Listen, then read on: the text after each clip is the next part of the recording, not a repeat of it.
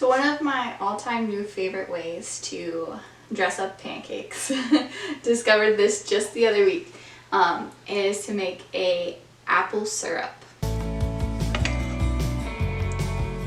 In the fall, I love to make canned crispy apples, and I had a jar open in the fridge that needed to be used up. And so we made pancakes one Sunday morning for our big breakfast before church, and it's like, wonder if I could make this into a syrup, and it turned out so good.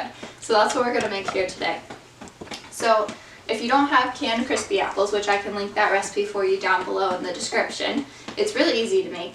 But if you don't have canned crispy apples, you can just cut up some fresh apples, and you could use pretty much any apple. These apples that I canned in my canned crispy apple recipe are Honeycrisp apples. So that's what's in here. And they're just sitting in essentially a sugar water solution. So you would use water and cornstarch to make the syrup part.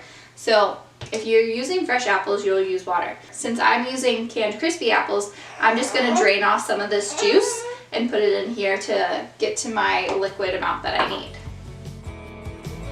So to start, you're going to melt 2 tablespoons of butter in a small pot. After you melt the butter, you're going to add 3/4 cup of brown sugar.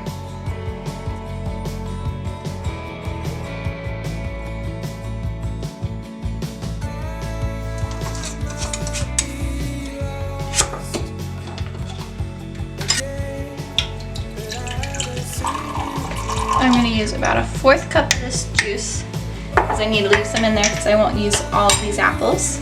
And then I'm going to add some water. Add 1.5 teaspoons of cornstarch. Mix that up in your liquid.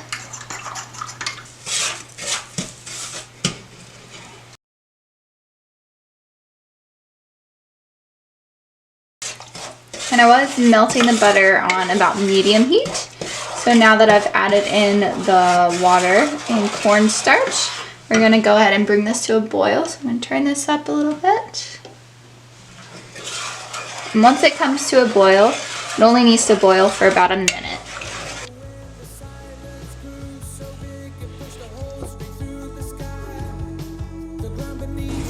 After it's boiled for about a minute, you'll want to turn your heat back down to medium low or low heat, and then you'll add in your sliced up apples.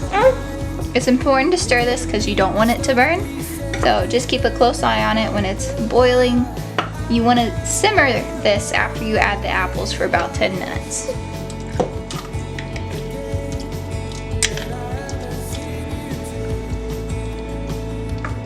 After you add the apples, you'll want to keep the heat around medium to simmer it until the apples have cooked and become soft and your liquid here turns into more of a syrup.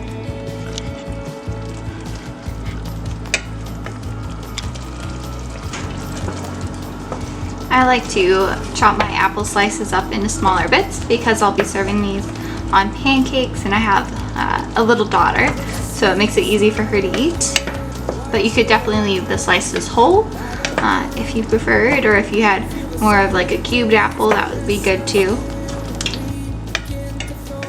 You can see my sauce is starting to come together a little bit more now. So I'm just going to keep reducing it down, keep it simmering for a few more minutes until it gets to that syrupy consistency.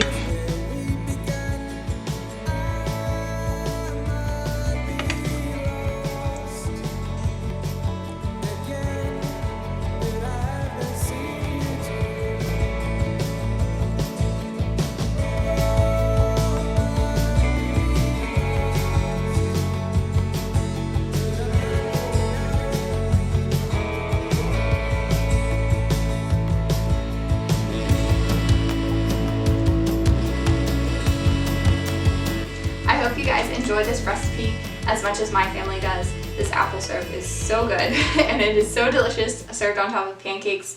I served mine actually on top of my overnight sourdough pancakes, which are so nice and fluffy.